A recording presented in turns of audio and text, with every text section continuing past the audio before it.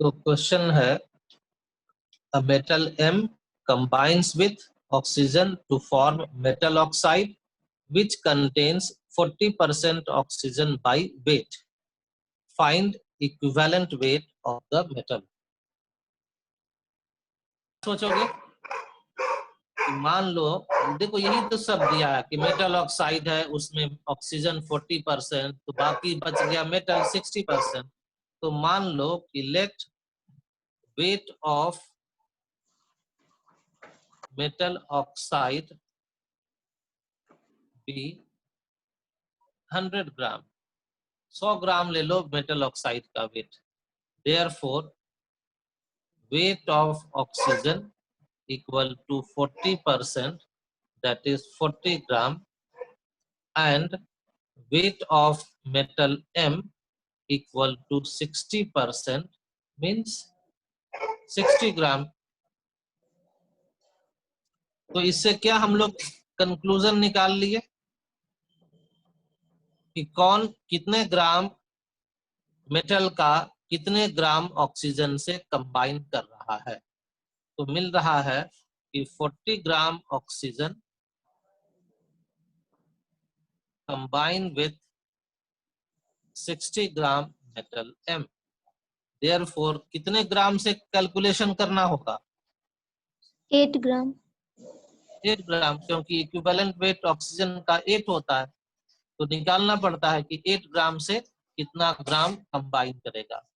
60 by 40 into 8, that is 12 gram. Therefore,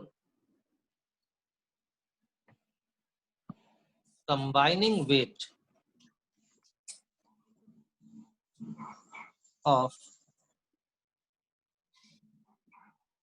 oxygen and metal, ये हो गया 8 ग्राम is to 12 ग्राम।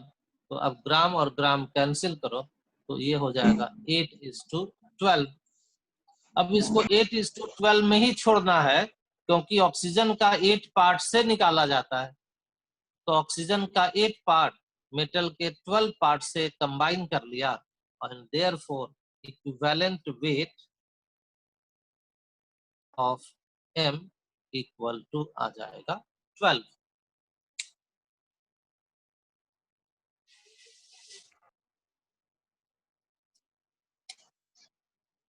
तो वैसे ही बनाइए, let weight of metal chloride be 100 gram. Therefore, weight of metal equal to 30 gram and weight of chlorine ये कितना? 70 ग्राम। तो आप कैलकुलेशन करिए।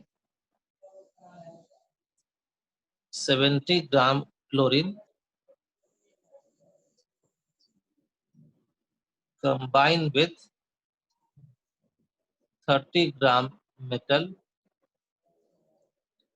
therefore 35.5 gram chlorine will combine with 30 into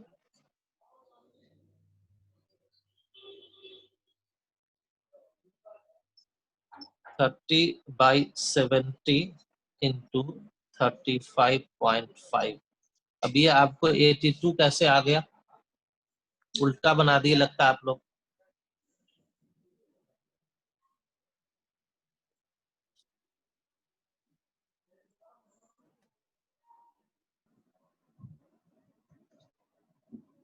ठीक है, इसको कैलकुलेशन कर लेंगे तो आ जाएगा 15.21 ग्राम metal.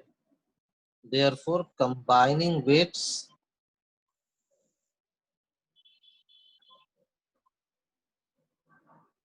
of chlorine and metal, इसका रेशियो हो गया 35.5 ग्राम के साथ 15.21 ग्राम कैंसिल हो गया, तो ये हो गया 35.5 is to 15.21 and therefore equivalent weight of metal equal to 15.21। ये सिर्फ आपको समझाने के लिए लिख रहा है। आपको जैसे ही यहाँ पर आंसर आ गया 15.21 ग्राम, वैसे ही समझ जाइएगा कि इक्विवेलेंट वेट ऑफ मेटल हो गया, ग्राम हटाने के बाद 15.21।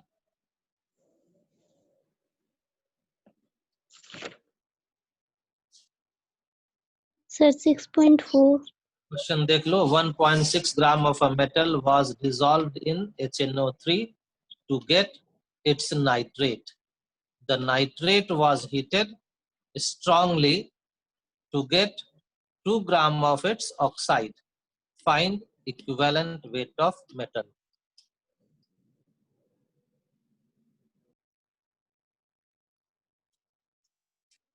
क्वेश्चन को समझो कि किस तरह का एक्सपेरिमेंट, अभी बार बार बताते हैं ना कि एक्सपेरिमेंटल डिटेल्स दिया रहेगा। यहाँ भी एक्सपेरिमेंटल डिटेल्स दिया हुआ है कि मेटल लिया गया है 1.6 ग्राम, इसको नाइट्रिक एसिड में डिसॉल्व करवाया, मतलब इससे रिएक्शन करवाया, तो बन गया मेटल नाइट्रेट। ये मेटल नाइट्रेट कितना ग्राम बना, इसका कोई मेंशन यहाँ पर नहीं किया गया है और जरूरत भी नहीं है। अब इसको गर्म किया गया तो ये मेटल नाइट्रेट कन्वर्ट हो गया ऑक्साइड में, तो ये बदल गया मेटल का ऑक्साइड में, और इस ऑक्साइड का वेट हो गया है 2 ग्राम।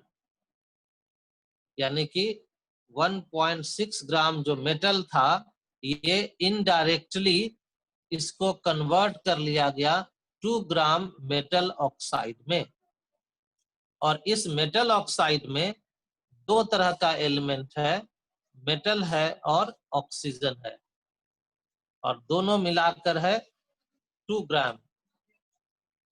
मेटल है सिर्फ 1.6 ग्राम, तो ऑक्सीजन कितना होगा?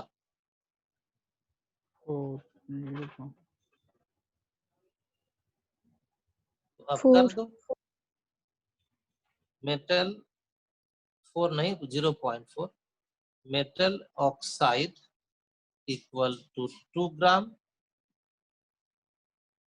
metal equal to 1.6 gram, therefore oxygen equal to 0.4 ग्राम। और ये जो एक्सपेरिमेंटल डिटेल मिला, इससे मालूम हो गया कि, अब कैलकुलेशन कीजिए कि since 0.4 gram oxygen combined with Sir, 32 gram. 1.6 gram metal,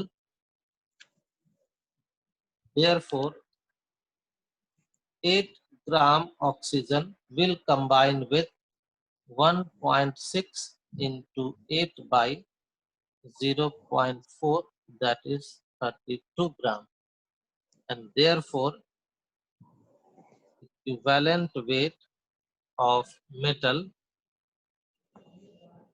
equal to 32।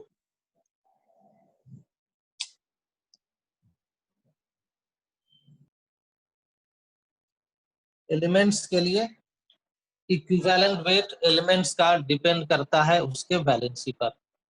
किसी एक एलिमेंट का एटॉमिक वेट तो फिक्स होता है, लेकिन कभी कभी उसका वैलेंसी बदलता है। जैसे आयरन का वैलेंसी 2 भी होता है, 3 भी होता है। जैसे नाइट्रोजन वैलेंसी 2, 3, 4 ये तीनों होता है। लेकिन सोडियम, पोटेशियम, इसका वैलेंसी फिक्स है। एटॉमिक वेट कांस्टेंट है, वैलेंसी भी अगर कांस्टेंट हो गया तो एलिमेंट का इक्विवेलेंट वेट भी कांस्टेंट हो जाएगा। एटॉमिक वेट कांस्टेंट है, लेकिन वैलेंसी अगर बदल रहा है तो उसका इक्विवेलेंट वेट भी बदल जाएगा। जैसे एक एग्जांपल लो इसी में, अगर हम कहें equivalent weight of phosphorus in PCl3, तो यहाँ पर फॉस्फोरस का वैलेंसी 3 है, तो इक्विवेलेंट वेट हो जाएगा, एटॉमिक वेट होता है 31 डिवाइडेड बाई 3। लेकिन फास्फोरस का इक्विवेलेंट वेट अगर PCl5 में निकालने के लिए कह दिया जाए, तो यहाँ पर फास्फोरस का वैलेंसी 5 है, तो इक्विवेलेंट वेट ऑफ फास्फोरस हो जाएगा 31 डिवाइडेड बाई 5। तो एलिमेंट्स का इक्विवेलेंट वेट उसके वैलेंसी पर डिपेंड करता है। वैलेंसी फिक्स तो इक्विवेलेंट वेट भी फिक्स, वैलेंसी बदलेगा तो इक्विवेलेंट वेट भी बदल जाएगा।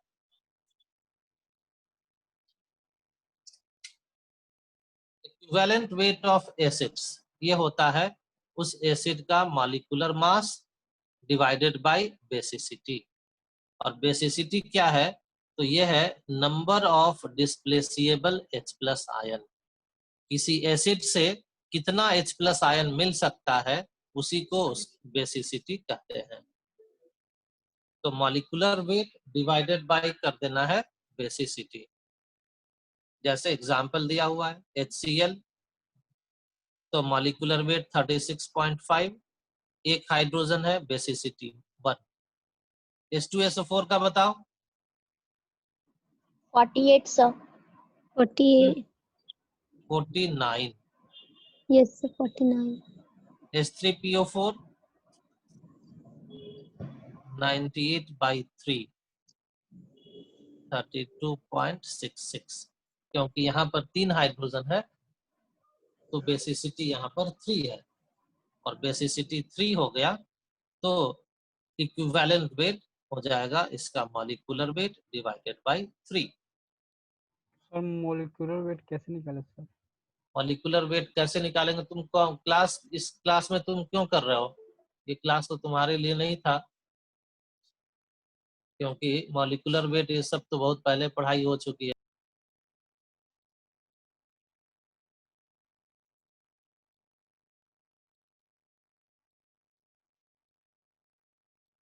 तो बेस का इक्विवेलेंट वेट निकालना हो तो उसका मॉलिक्यूलर वेट निकालना और उसके एसिडिटी से उसमें डिवाइड कर देना। जैसे अगर आपको कहा जाए इक्विवेलेंट वेट ऑफ NaOH, तो मॉलिक्यूलर मास होता है 40, और एक OH है तो एसिडिटी 1 हो जाएगा। Equivalent weight of CaOH whole 2, तो मोलर मास निकालोगे तो 40 कैल्शियम 16 और 1 17 दूना 34 74 डिवाइडेड बाय कितना 2. 2. 2 ना, 2 OH है। Yes वैसे sir. ही इक्विवेलेंट वेट हो AlOH होल 3 का, जिसका की एसिडिटी का वैल्यू 3 है, तो ये हो जाएगा 78 डिवाइडेड बाय 3।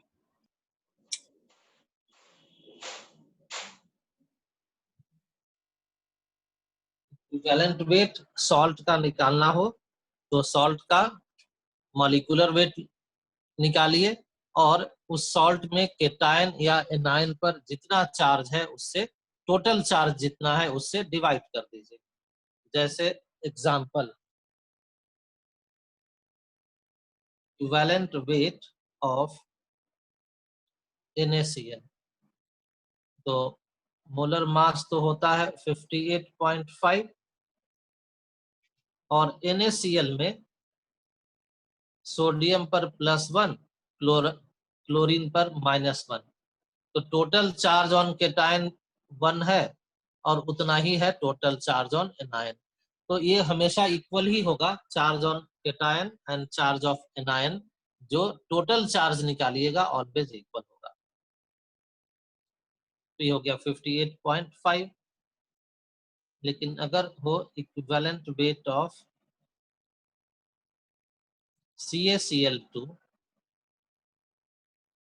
तो इस CaCl2 में कैल्शियम पर 2+ चार्ज है और क्लोरीन पर -1 चार्ज है, लेकिन 2 क्लोरीन होने के कारण यहाँ पर भी टोटल चार्ज हो गया -2। तो लिखिएगा इसका मॉलिक्यूलर वेट 40 + 71, 111 डिवाइडेड बाय 2। इसी तरह से equivalent weight of zinc sulphate, तो इसमें है जिंक +2 में, सल्फेट भी है -2 में, तो इसका हो जाएगा मॉलिक्यूलर वेट डिवाइडेड बाय 2। तो इस तरह से करके इक्विवेलेंट वेट को निकाला जाता है। इतना रखिए आज, और अगले दिन फिर हम लोग कभी दिन किसी दिन बैठेंगे तो उसमें सीखेंगे ग्राम इक्विवेलेंट, और तब फिर सीखेंगे नॉर्मलिटी। ग्राम इक्विवेलेंट में इक्विवेलेंट वेट का यूज होता है और नॉर्मलिटी में ग्राम इक्विवेलेंट का यूज होता है। ग्राम इक्विवेलेंट में इक्विवेलेंट वेट का यूज होता है और नॉर्मलिटी में ग्राम इक्विवेलेंट का यूज होता है, और इसलिए नॉर्मलिटी समझना है तो उसके लिए ग्राम इक्विवेलेंट, इक्विवेलेंट वेट, ये सारे कॉन्सेप्ट को समझना होता है।